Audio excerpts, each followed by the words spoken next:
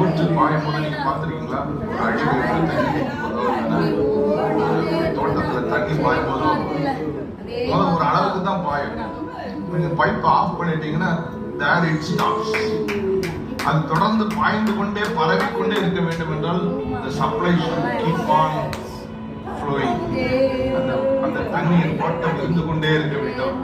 ஏனால் இந்த தண்ணீர் அங்கே வந்தபடியினால் அங்கே வெகு ஏராளமான மச்சங்கள் உண்டாயிருக்கும். அவன் பக்கத்துல யாரையா பார்த்து தண்ணீர் அங்கே வந்தபடினால் தண்ணீர் அங்கே போக வேண்டும்.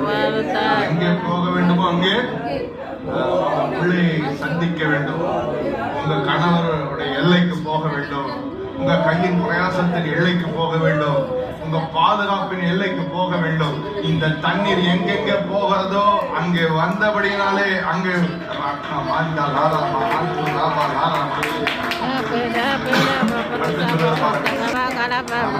நதி போகும் இடம் எங்கும் உள்ள யாவும் பக்கத்துல பார்த்து நதி எவ்வளவு தூரம் போச்சு.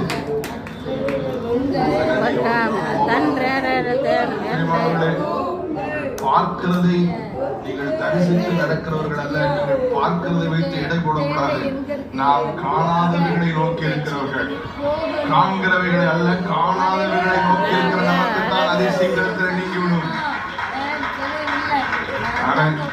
ஒரே ஒரு நிமிடம், ஒரு 2 நிமிடம் நல்ல வாய் திறந்து உங்க நதி போகட்டும், உங்க தண்ணீர் பாயட்டும்.